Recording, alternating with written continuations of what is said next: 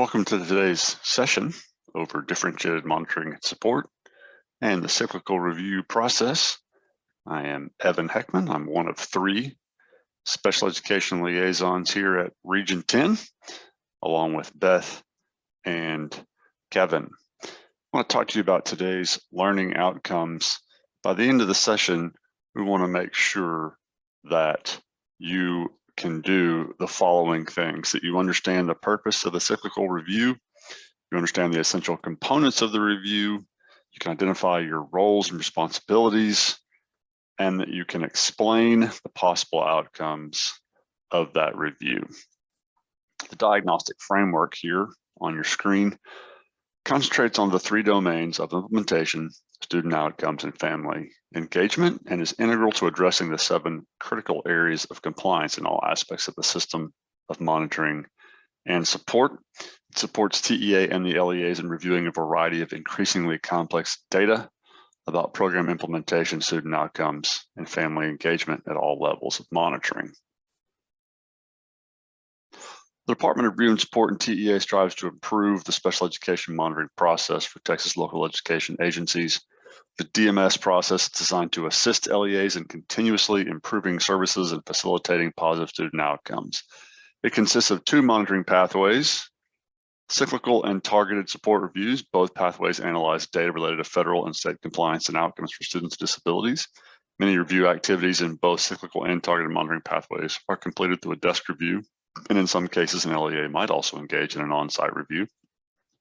Cyclical reviews, here in purple, are completed with each LEA in the state on a 6-year rotating schedule. The schedules for the cyclical review are published on the TEA Review and Support website in the spring before monitoring activities begin in the fall. So let's take a look at what that experience will be like with the cyclical review process.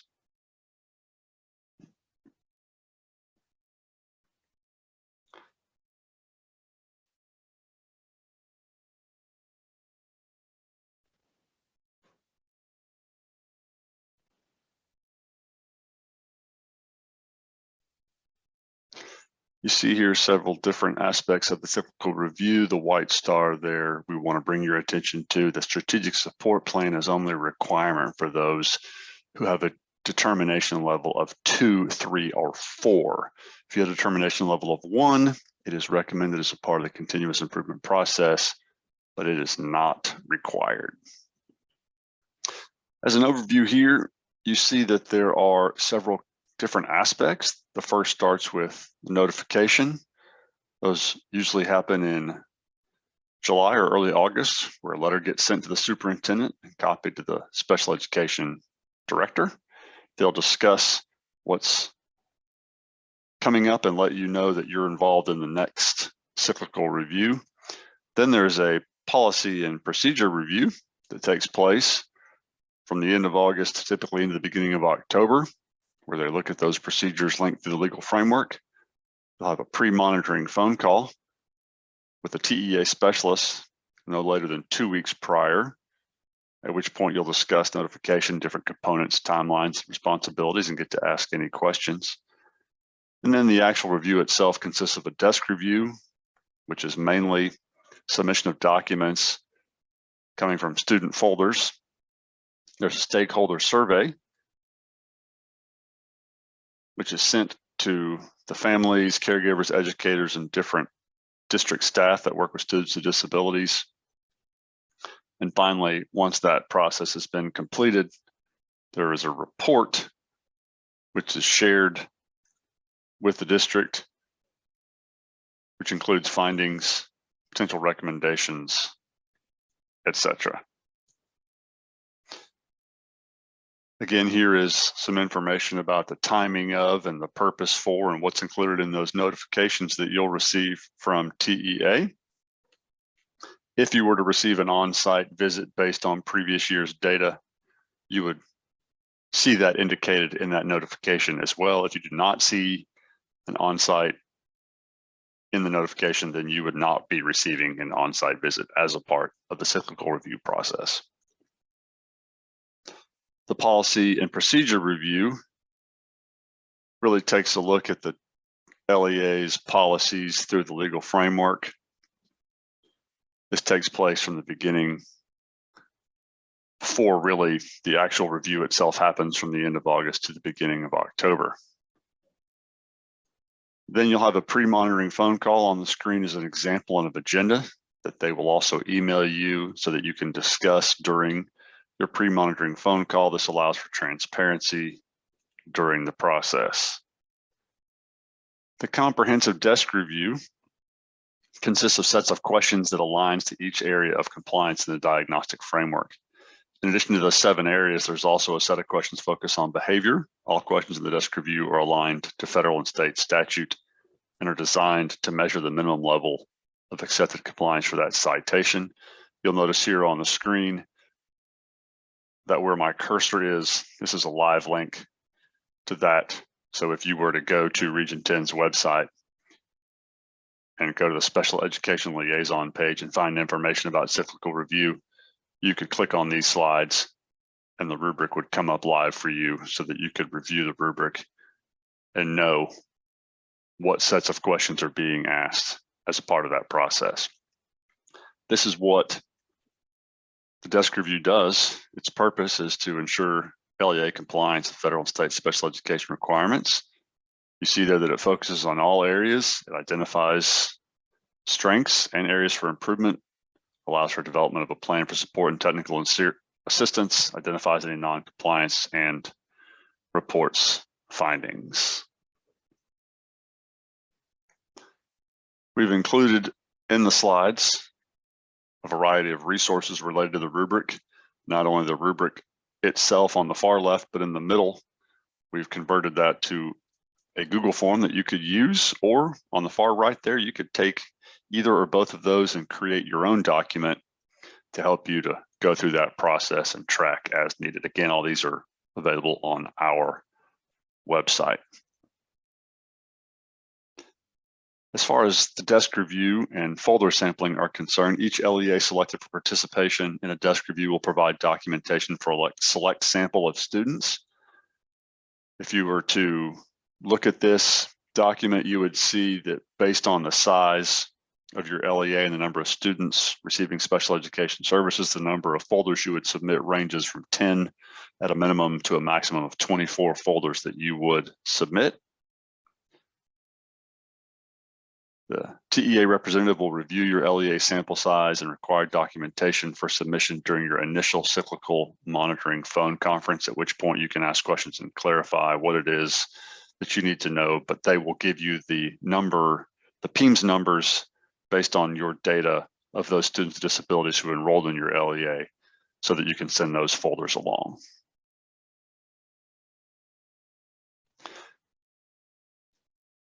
These documents are what they want from your folders. They don't want the entire folder. You'll see here a list of some. Again, if you go to this document on our website, you can click on it and find that it's a composite list of which items they want from a folder to be able to provide data so that they can answer the questions in the desk review rubric. I want you to know that there may be an opportunity to submit some pre-finding corrections, may being a key word there. If in beginning the process, they want clarification from you and you can help them to get it, they may note in the report that you gave them information, allowed them to have a pre-finding correction, and it would be noted, and that would not require a corrective action plan to be written based on non-compliance. But this is an opportunity for TEA and LEA to work together to assure that you have everything that they need in order to conduct the review. The next component is the stakeholder survey. When a district or a charter participates in cyclical monitoring, TEA will give the district or charter an electronic survey they're required to send out to all special education parents, families, caregivers, as well as educators and district staff, which helps TEA gather information on special education services and communication. It's a 10 to 20 minute survey, and the feedback obtained through the survey is essential to provide accurate information to local education agencies regarding stakeholder perceptions of special education, processes, and communication. The interview responses are confidential, and the survey is anonymous and goes directly back to TEA. It is not the district's responsibility to assure a certain completion percentage or number of surveys completed. Rather, it is the LEA's responsibility to distribute the survey. An on-site visit is a possibility, although as previously stated in your notification letter, you would know ahead of time that you're getting an on-site. The on-site is based on the previous year's determination level of a 3 or 4. Some things covered and highlighted in the on-site you can see on your screen there. It uses the prior year's data to determine, usually is completed in 3 to 4 days. It takes a case study approach and includes an entrance and exit conference. And in addition to the cyclical process, it also has stakeholder interviews and student observations as well.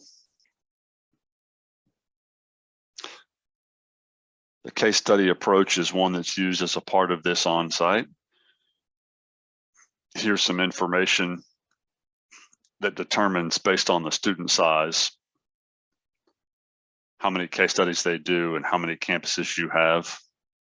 The selection of students is made by TEA based on the desk review documents. A good question to ask in your pre-conference phone call is which students are planning to select for the case study so that the LEA can plan and communicate with staff and families.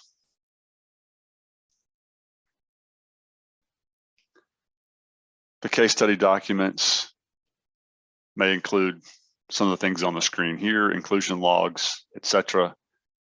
And it helps guide participants through a discussion of documents. They may help them demonstrate the implementation of services for students that will be a part of the case study.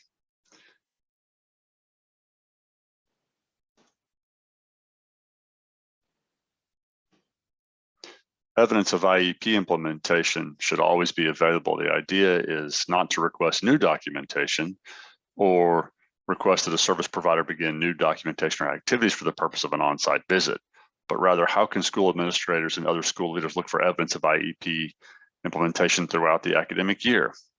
Pause and think for a minute about your schools. If you walk onto a campus, what pieces of evidence would you expect to find? This is a question that they want you to consider in preparation for an on-site visit. There's an on-site pre-visit, which has a conference call, which confirms the dates, identifies students to be observed, plans for logistics, helps to gather contact information for interviews, provides schedule for campus and staff interviews, and discusses any documentation that may be needed as a part of the process as well. As part of planning, the logistics of the phone conference is at least 2 weeks prior to the on-site monitoring activities.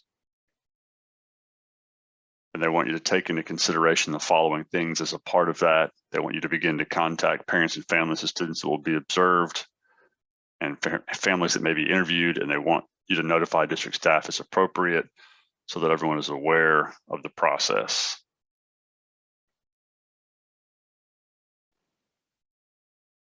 On-site activities include an entrance meeting. The purpose of it is to review and support monitoring teams, LEA's leadership.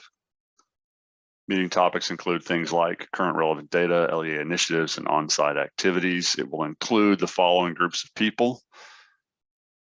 Administrative staff, instructional staff, and parent, family, and caregivers will all be interviewed as a part of the process in hopes to gather information. Students will be observed based on those names you're already provided as a part of the process.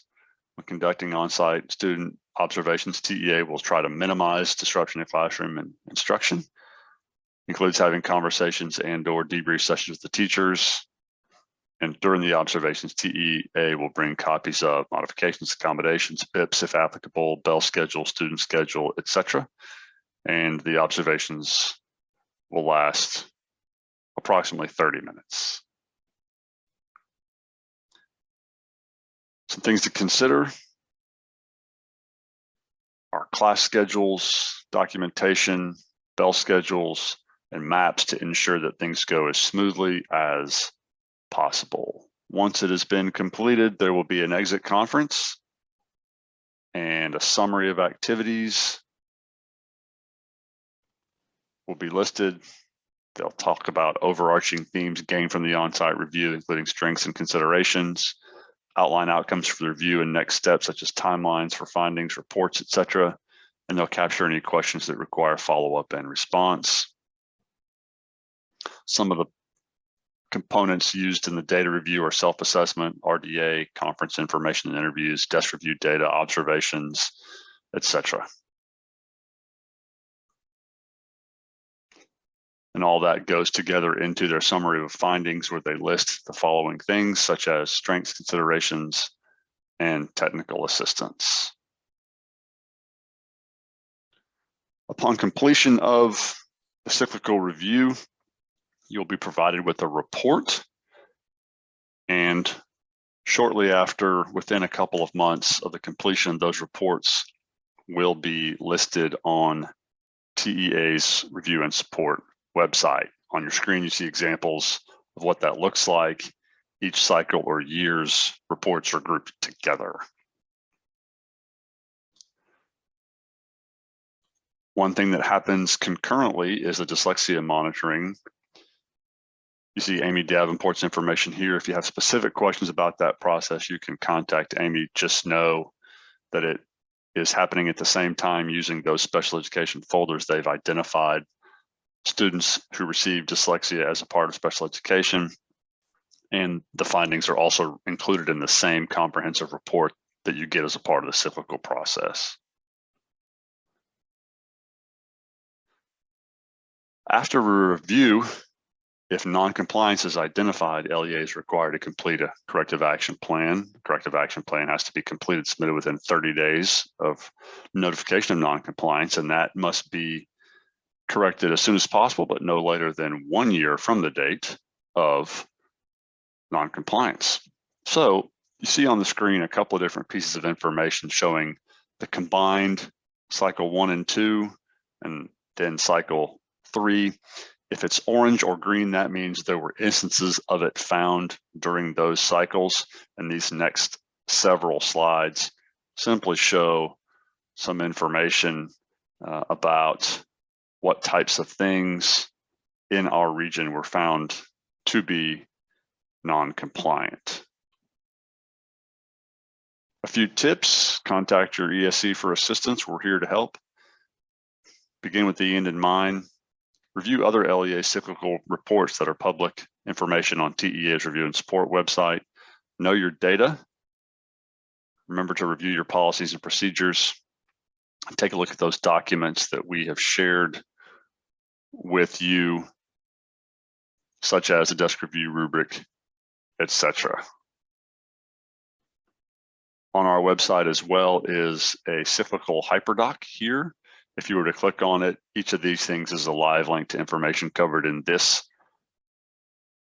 video recording, and we consider that to be the composite list of information and resources that you need to ensure that you understand and have the necessary information about the cyclical review process. Thanks for watching today. Again, if you have any questions or need help, the special education liaisons here at Region 10 are happy to answer any questions and be there to go through the process with you. Thanks so much for your time today.